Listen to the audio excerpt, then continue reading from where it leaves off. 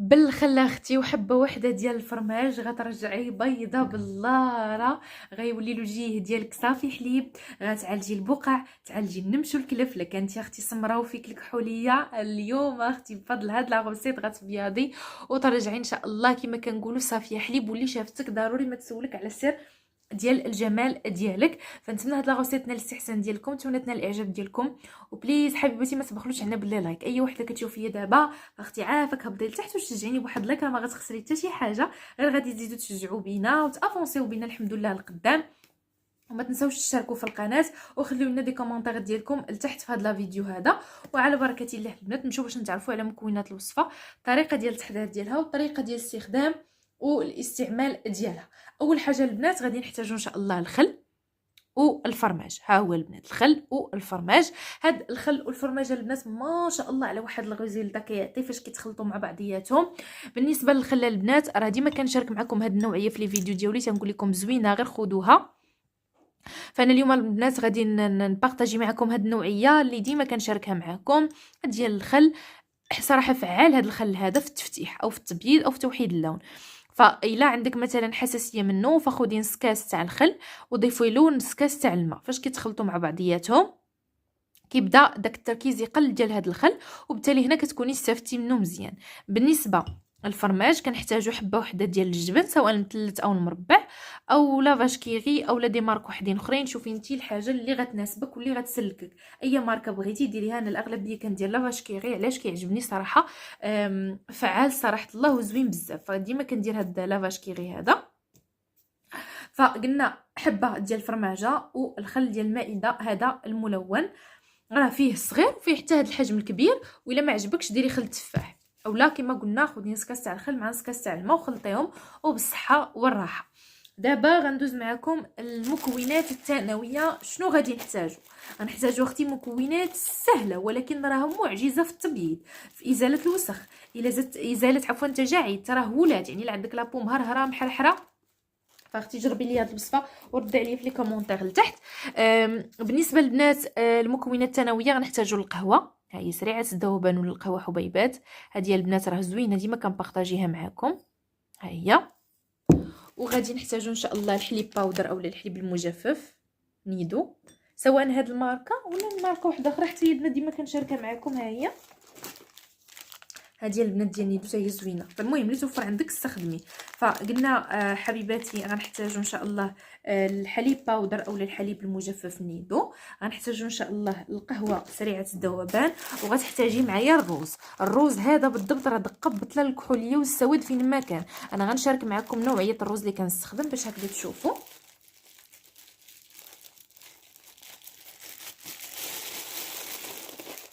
هانتوما حبيباتي ها هو الروز شتوه.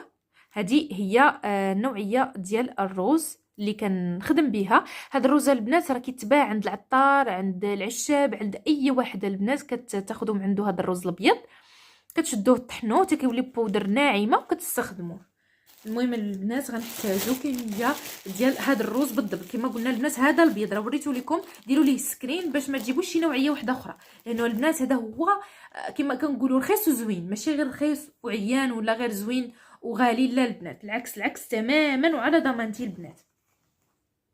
فقلنا الخل قلنا الفرماج قلنا الروز قلنا الحليب غبره وقلنا القهوه سريعه الذوبان اولا كما كنقولوا حنايا القهوه حبيبات. ما شاء الله على القهوه حبيبات وعلى المنافع ديالها. وغادي نحتاجو كذلك ان شاء الله في هاد لا غوسيت بالنسبه للبنات اللي كيبغيو هكذا انتفاخ ديال الوجه، كيبغيو الوجه ديالهم يعمر.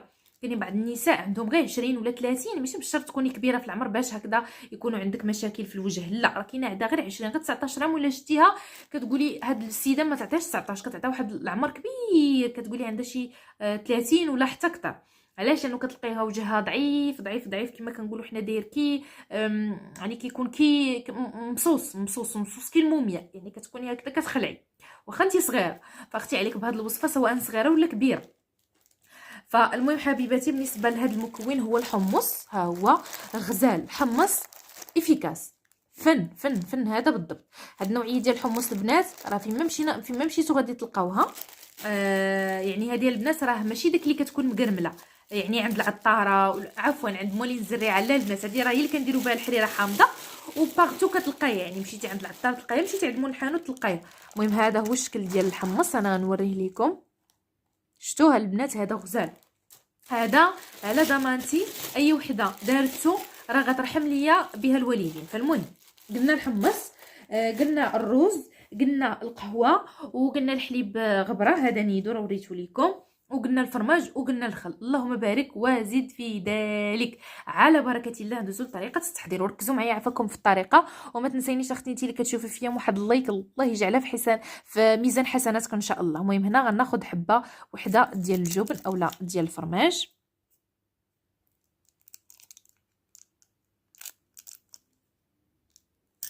ها هي، وكنضيفوا الخل،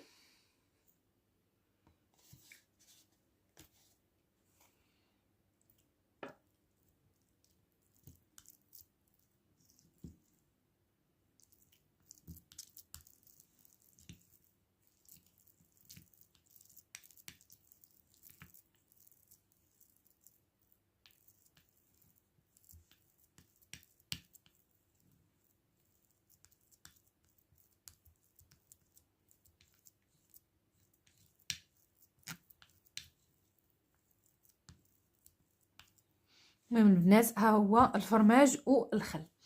ف ملي ضفت حبه وحده ديال الفرماج وشويه الخل، دابا البنات غادي نضيف الحليب غبار. كما قلت لكم البنات، اللي توفر عندكم استخدموا سوا هذا سوا هذا. انا البنات كناخذ هذا، الوصفات كناخذو حتى لوليداتي، راه من سنه ل3 سنوات، يعني ملي كيقفل الوليد ديالك العام فخذي ليه هذا الحليب. هذا راه زوين للنمو ديالو، كيعطي الكالسيوم للعظيمات وبزاف د الحاجات اللي مفيدين. سينو حتى هذا البنات زوين، ولكن انا كنديرهم حتى في الوصفات بجوجهم، يعني اللي توفر عندي كنستخدمو هكذايا في الوصفات الطبيعيه. فدابا البنات غادي نضيفو هكذايا الحليب بودر، يعني الحليب المجفف،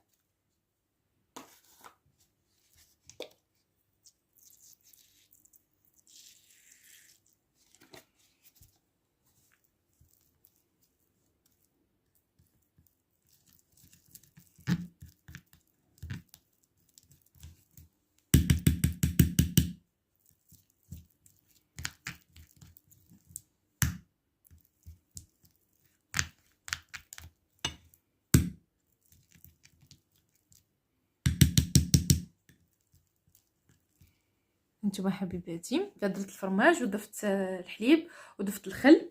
ودابا البنات غادي نضيفوا القهوه. والقهوه بالمناسبه البنات راه كتعطي الكولاجين الطبيعي لبشره الوجه، كترجعها غزاله غزاله غزاله. ها هو البنات القهوه.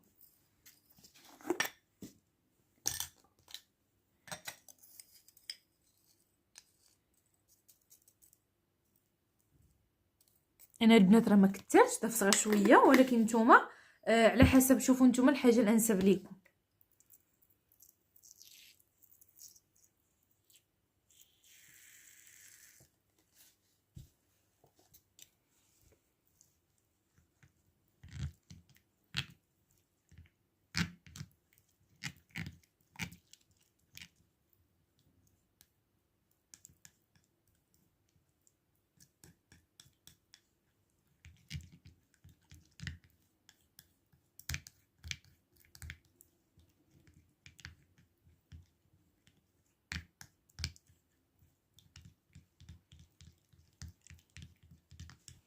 ف من بعد ما ضفت من هذا الشيء غنضيفوا دابا البنات يعني القهوه والفرماج والخل والحليب. دابا البنات غادي نضيفوا الروز اللي وريتكم، هذه النوعيه راني وريتها لكم البنات.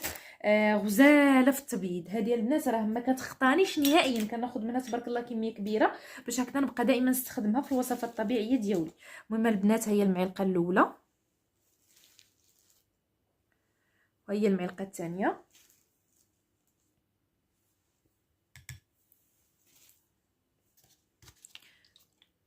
وكنضيفوا دائما الخل. بالنسبه للخل راه هذه غير القرعه الكبيره وهذيك القرعه الصغيره، ما راه بحال بحال.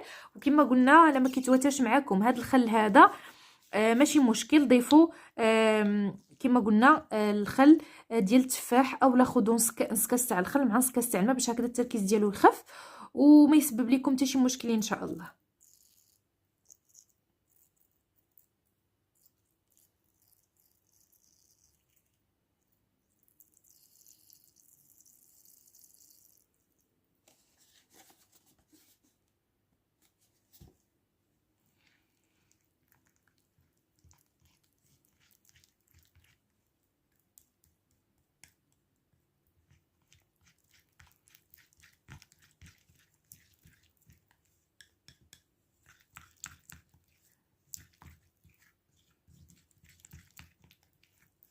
كنحاول نجمعوا هاد المكونات هادو جيدا، ومن بعد عاد غادي نضيف معلقه ديال الحمص. وهي الوصفه البنات واجده بالصحه والراحه.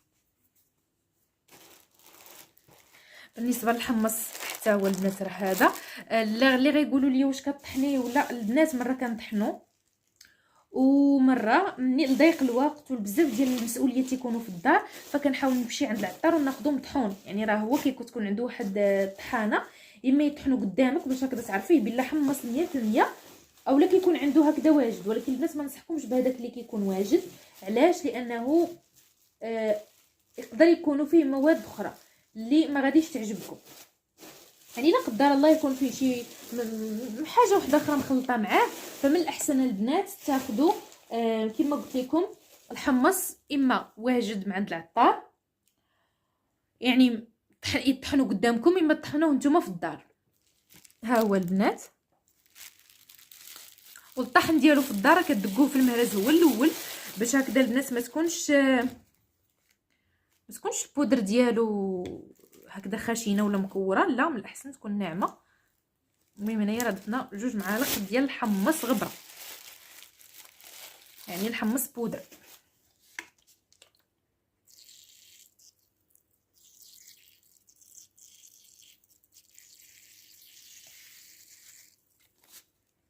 وكنخلطو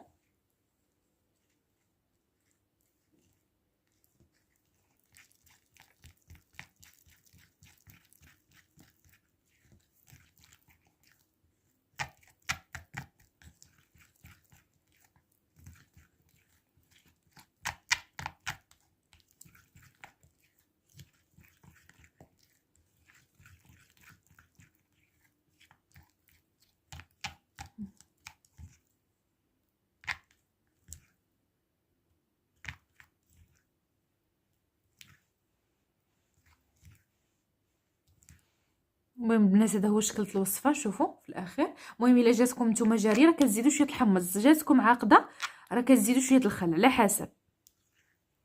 ولكن الوصفه البنات هذا هو الشكل ديالها النهائي. غنطبقها معاكم يا البنات. هاد الوصفه راه المعجزه كنسميها انا والام ديالي، الله يحفظها لي يا ربي ويطول ليا في عمرها، وحتى نتوما الله يحفظ لكم امهاتكم، لانه دائما فاش كتكون اي وصفه زوينه جربتها كتجي تشاركها معايا كما كنقولوا فيت فيت، غير باش هكذا حتى انا نبارطاجيهم معكم ونشجعكم انكم ديروا الوصفات. ماشي غير نتوما اللي عندكم تجاعيد ولا اللي غيد ولا الترهلات ولا الكحوليه ولا الزروقيه، راه كلنا البنات حنا عندنا مشاكل. هذوك المشاكل اللي كيكونوا في الجسم فراه كيداواو الحمد لله غير بالوصفات الطبيعيه، غير بخير بلادنا، غير بالمنتوجات ديال بنادم. لا ما نحتاجوش نديروا البوتوكس ونخسروا الزباب الفلوس باش من بعد 6 اشهر نعاودوا نبقاو نديروه حياتنا كامله. لا البنات تهلاو في راسنا بداك الشيء اللي عندنا الحمد لله.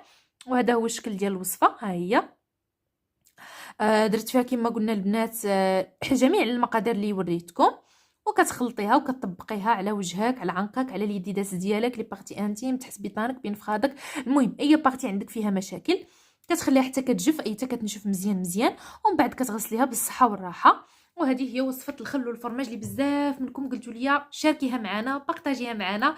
فعلى الراس والعين حبيباتي هذه هي الوصفه. نتمنى انكم تجربوها وتقول لي في التعليقات واش عجبتكم ولا لا. يعني الا عجبتكم مرحبا، قول لي في لي كومونتير راه عجبتنا، ما عجبتكمش خليوها في التعليقات. انا راه كما كان تعليق سواء سلبي ايجابي راه كنخليه، يعني كما كنخليه. ومرحبا بكم ومرحبا بتساؤلاتكم استفساراتكم بطبيعه الحال. وغادي نتلاقى معكم في المزيد ان شاء الله من الوصفات. راه كاينين بزاف ديال لي فيديو ان شاء الله غادي نبارطاجيهم معكم على حسب نتوما بطبيعه الحال شنو الاشياء اللي كتفضلوا، شنو الاشياء اللي كتحبوا. كنتوا البنات كتحبوا وصفات الوجه قولوها، كنتو كتحبوا وصفات كما كنقولوا حنايا الشعر قولوها. يعني اي وصفه حبيتوها وبغيتوها بغيتوني نبارطاجيها معكم بجميع اسرارها نبارطاجيها معكم، سواء التبريمات، سواء الوصفات الطبيعيين، سواء الوصفات ديال الشعر للترطيب، سواء علاج الشيب، يعني جميع الاشياء ان شاء الله وبالصحه والراحه. هذه وصفه الخل والفرماج، ونتمنى انكم تبارطاجيوها وتشاركوها مع جميع الناس باش هكذا ان شاء الله تعم فائده للجميع. ونتلاقى معكم في فيديوهات ان شاء الله مقبله. الى اللقاء.